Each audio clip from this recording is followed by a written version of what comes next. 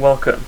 I've made a video today about soloing in a Rupture, and the best reasons for soloing in a Rupture is mainly because it's so cheap, it's so fast, and it's got very good damage projection as far as Tech 1 cruisers go. So that means you don't actually have to commit to the fight to actually try and get some kills. By commit I mean not have to go within 10 km. So in essence it's like a very cheap nano hack. You know, it's like a very toned down version of your Vagabond, and you should fly it like so. Because of the attributes of it being so cheap and so fast, it doesn't actually need a scout. The only purpose, the main purpose the scout would actually have would be to only set up kills and, so you can plan the engagement ahead of time. But survivability wise, you don't actually need a scout for this ship, because you're just going to run past most camps, and if you do die, by jumping into a big blob, who cares? It's a Tech 1 cruiser. So it definitely is a great ship to solo in for these reasons. So I went roaming for a couple of hours in this ship, and I got a couple of fights, and I think these two fights represent, the average fights that you might actually get against other gangs, and how you might be able to get kills. So you can apply these situations I'm in so easily to everyday life soloing in a Rupture, I feel. I hope you enjoy. So I decided to go to Easy Dash from Jita. Easy Dash because it's a great entry system. It's quite active, and it's one jump directly from High-Sec, so it's relatively safe to travel to. But also the type of gate camp I'm about to fight is there quite often. So I jumped into this small gate camp, and the first thing that goes through my mind is that the Jaguar and the Hookbill are possible kill targets. Mainly the Jaguar because of his current positioning, but looking at my own position, I'm in a terrible position, because in the EC Dash system there's only one good allying out from the Terunos gate, and that's generally towards the sun direction. So I need to get back to the gate and then come back and hope I spawn at a different, better position. The reason the positioning is so important in this case is because I'm in a Rupture, and these two drakes that they have is going to be applying full damage to me unless I can get out of the range. But it's very risky burning in the opposite direction of something you can align to, because if I do actually want to warp out, which might be very likely, then I will have to turn around, which might take a few seconds, and I might die in that time. And when buffer on a ship like this is concerned, I've got so little buffer that dying like that is actually a very big possibility. So being aware of your get the hell out ability is very important in a paper thin ship like this. So I jumped back, and as you can see I actually get locked while I'm still cloaked, and my speed doesn't change at all, so I've got no idea how I decloaked it. But I was still in a very bad spot, so I had to burn back to the gate anyway. But this time they were actually able to apply a lot of damage to me, so I decided to jump back into Terunos, dock up top station and repair, then come back. So I jumped back in, and this time I'm at a great position. I'm directly beneath the gate, and I'm going to go for this Jaguar. No Hookbill too far, and the Wolf is afterburner fit as he's not going very fast. So I'm going to burn away, and I'm going to overload my MDD because I need to get range on that Jaguar, and I need to get outside missile range of those drakes as fast as possible. With those drakes shooting me, their effective range is actually 60k or 50k when my speed is considered. This Jaguar is actually going very fast, and I start to panic at this point. I start spamming my medium neat. His maximum range on his scrum is 10k overloaded, but my neat range is 11k. But the Jaguar decides to turn around, and I decide to just keep my quartering away. The drakes are actually shooting me right now, and I need to get outside of those missile ranges before they hit. I was going to go back in at this point, but then I noticed those ECM drones. So I needed to get rid of those first, because if I did go back in while the ECM drones are on me and they get a jam cycle like they did just then I'm pretty much, I'm in big trouble. So I'm trying to get rid of those right now. And at this point I'm trying to decide if I should go back in or not. I noticed that Wolf actually did afterburn back towards me, and the Wolf is about 50k off the gate, and he's got afterburner fitted. So I decided to burn towards the Wolf, because I could potentially drop the Wolf before he gets back towards the gate. I look at him just to make sure I know what he's doing at all times, and I start going for him. So I'm going to speed it up 250% at this point, because there's not much for me to do here other than just burn for the wolf. It's not that interesting. I don't do any good damage past 30k, so I need to get close to 30k from this wolf as soon as possible to apply as much damage as I can. But as I'm getting closer to the wolf, I'm also getting closer to the drugs, which is going to start shooting me soon. And also, I notice this wolf is not dropping as fast as I want, so I start burning away, I start turning around, and I notice his armor dropping really, really fast, so I rectify my decision by going back in. And this is an extremely high pressure situation I'm in right now. I'm burning in while these two drakes are shooting me. They're going to be applying full damage to me. I decided to turn around when the wolf is in half structure, but because that hook bill is coming right for me, and I'm pretty much a goner if he gets a tackle on me. But I'm hopeful that my guns and my drones will kill the wolf and put some heat into it, and the wolf actually does die.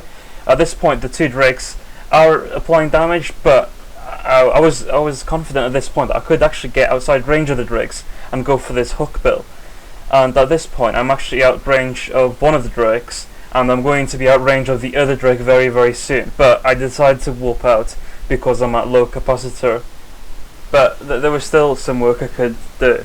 So I went to my ping spot and then walked to the Torinos gate. It's very, very important to have a ping spot. I mean, to be able to assess the gate and the situation before actually warping to it, and also, warping in blind to that, I would have died.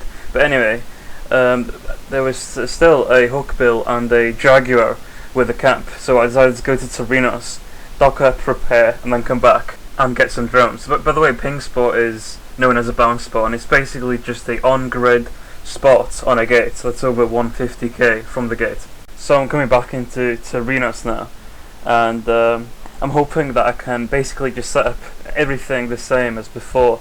No reason I can't. Apart from the cases I saw coming in earlier, there was nothing that could really prohibit me from moving.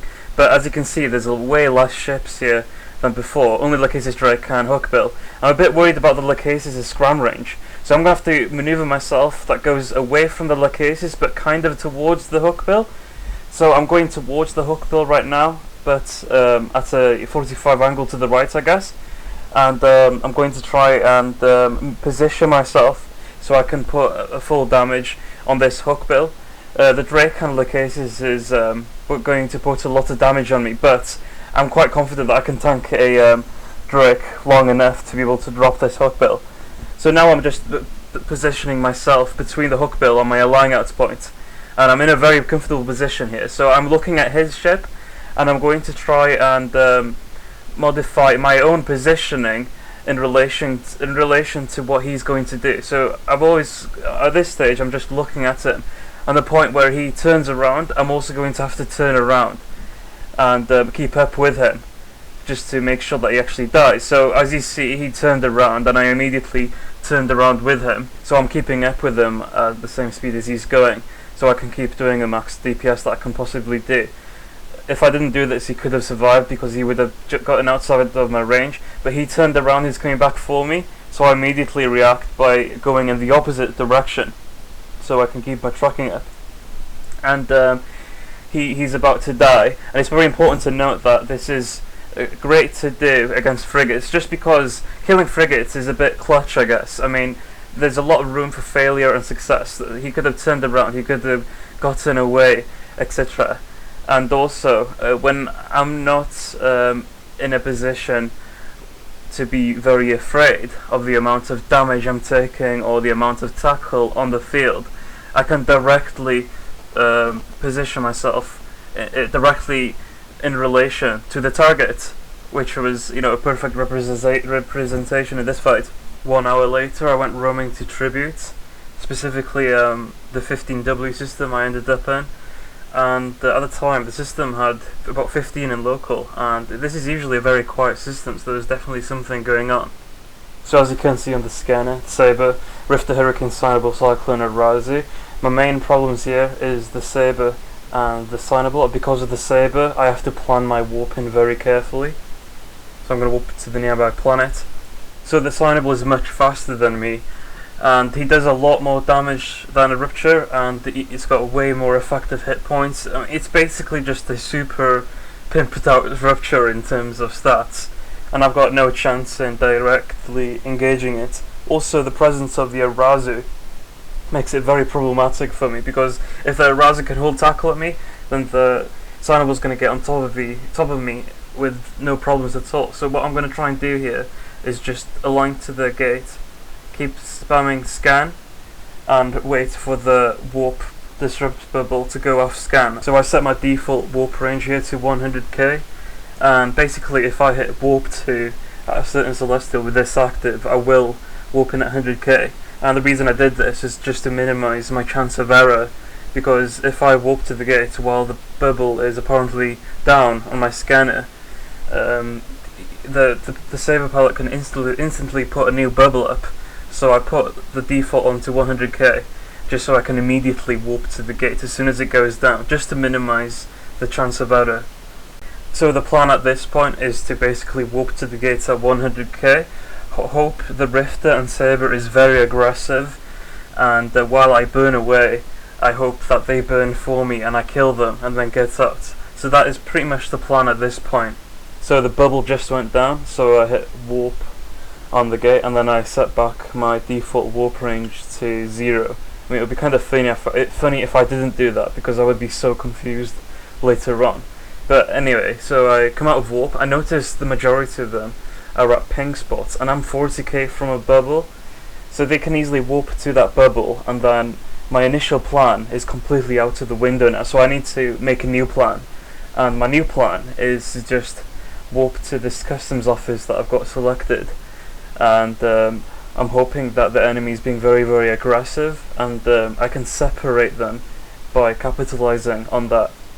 So I'm warping to the customs office right now, and then I'm going to go to my scanner, and I'm going to select a very, very, very close range on my scanner, so I know exactly when they're going to come in and what ships are coming in. And I've also selected something else to align to.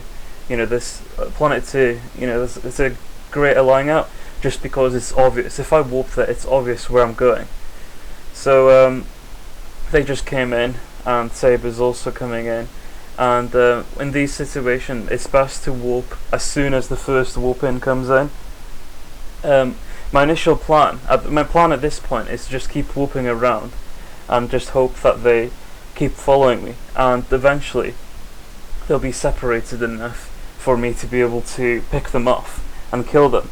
If I warp in at 0, or if I warp in at 100k, etc., some of them will warp in at random ranges, and then I can just use my own intuition and my own reaction time to try and capitalize on it.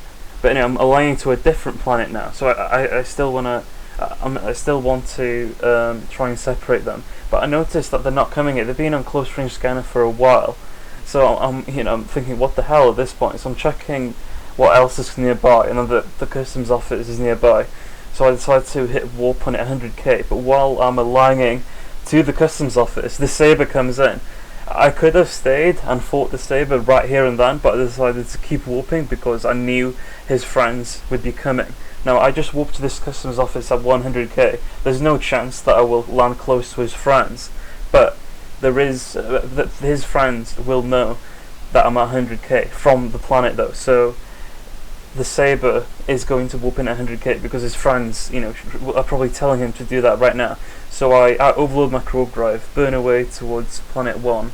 So right now I'm trying to set up the situation that I wanted initially. I want to be within 150k of their main gang, but I want the Saber and Rifter to be aggressively burning for me. And the Rifter is obviously doing this, and it seems that the Saber is also going for it. He's approaching me right now, it seems, and he's with his overloaded micro drive.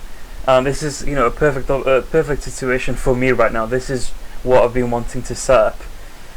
Anyway, I wait for the Saber to get close, and I start putting some damage on him. He changes his align up point. I react by hitting approach on him. This is a bad decision. I should have aligned in the direction he's aligning towards. This Rifter is coming in. I'm not too worried about him until he scrams me, so I'm not going to mute him yet. But he does get a scram on me, so I immediately put my mutes on the Rifter. At the same time, Saber's about to die. And I hit warp. I hit warp at this point because everything else is getting too close and the Rifter is capped out. But I get pointed by the Arazu at the last microsecond. I kill the Rifter, then I start burning away. But at this point, it's too late. Arazu is faster than me. He's got a 60k point, and the Hurricane Unsignable is closing in really, really fast right now. And on top of that, I've got no capacitor whatsoever. And also that micro overdrive cycle wasn't heated for some reason, even though I did hit heat.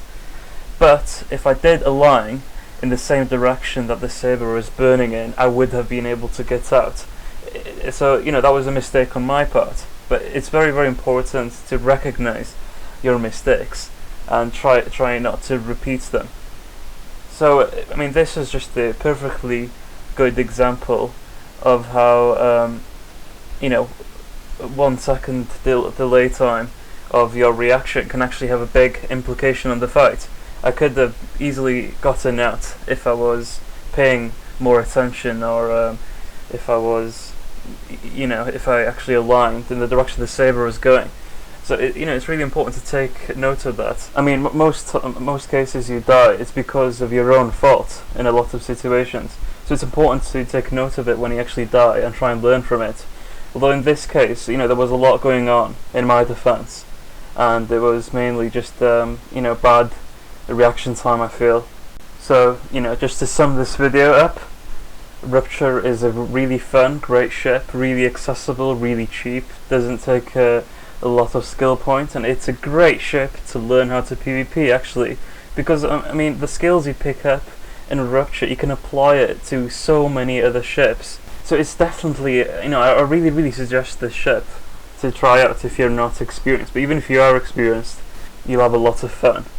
Another great thing is that so many things wants to engage it.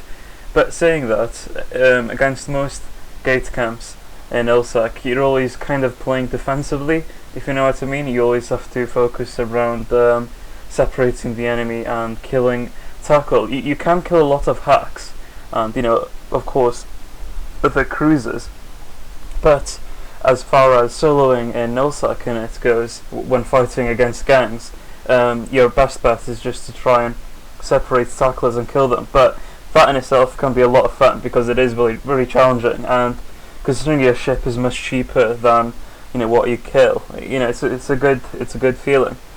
So I guess the clips in EC Dash just highlights how important being aware of the Drake is in a Rupture. They're kind of easy to handle in the sense that you can get outside of their range fairly easy, but saying that, they do a lot of damage, and positioning is very important when getting kills.